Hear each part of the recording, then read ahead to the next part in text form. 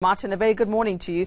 Can you clarify for us, please, is it all campuses across the country that have been shut down, Unisa campuses?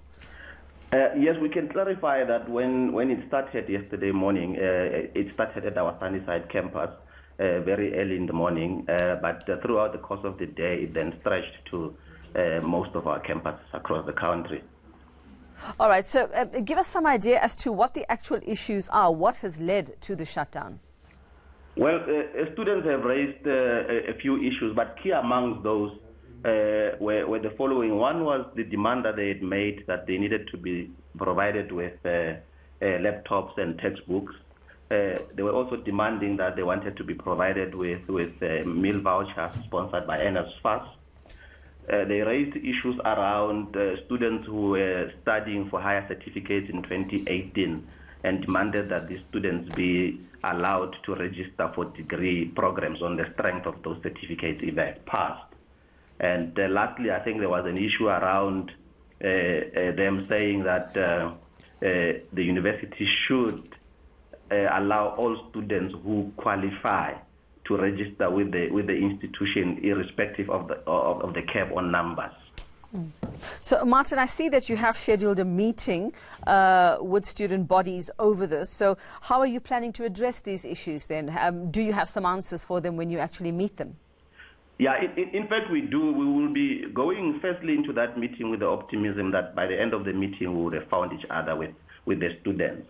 But the issues that they have raised, for instance, with regard to the issue of the high certificates, there is already a decision by the university that the students will be allowed to articulate to the formal programs. And then on the issue of the provision of laptops, we already agreed with them last year, working jointly with NSFAS, that NSFAS-funded students registered with Unisa will be provided with laptops. What is outstanding now is to really clarify this issue around whether the laptops are going together with the textbooks or whether it's a case of either or the other one, and so on. The issue of the enrollment caps, for instance, one of the things we need to clarify with them is that the university, just like any other institution, works on the basis of an enrollment plan approved by the Department of Higher Education and Training. And there's a cap on numbers that is put for each institutions. We are not at liberty to exceed those caps. When is your meeting scheduled for, Martin? We're meeting with them at 9 o'clock this morning. You're meeting with them this morning. So that would most likely be one of the sticking points, that last point that you made about the cap on numbers. So if they refuse to budge, what are your choices? What are your options then? Because it's already, I mean, you've suffered a delay already in the first week, and obviously you can't afford to have delays in the first week. How will you address that then? Because that's likely to be your sticking point.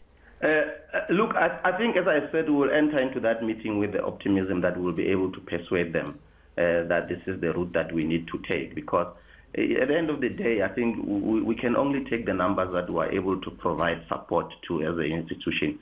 We cannot bite more than we can chew. That's one. But number two is to also say that as much as there was a stoppage yesterday, we did actually encourage many of our people to go and register online. And the registration process has actually been ensuing since yesterday online. Okay, so you're confident that after your meeting today, how confident are you, rather, that you will most likely be able to reopen tomorrow? Look, we're confident that we will find each other in that meeting because we know them to be very reasonable people. These are student leaders that we've been dealing with in the organization for quite some time.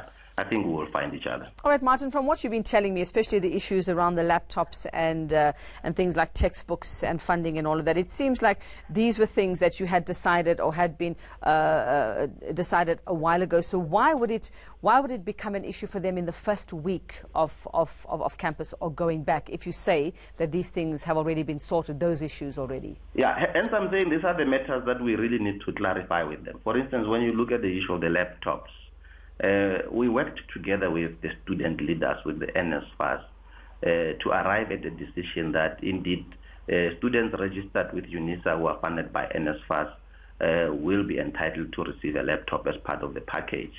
And that decision did not include the textbooks, but it's a new demand that they brought for now after we took a resolution. And we really need to appeal to them in that meeting in terms of its sensibility. But number two is to also say that we are in the business of providing teaching and learning. We are not the funding authority. So that decision, whether to provide all of these things at a cost, it does not even rest with the university. It should be directed elsewhere. But because they are our students who have an interest in these matters, we are going to assist them to arrive at some sense. Well, thanks very much for that. We hope for an update from you a little later on after your meeting. That's Martin Ramotshela, Unisa spokesperson on the closure of their campuses countrywide over some issues raised by student bodies.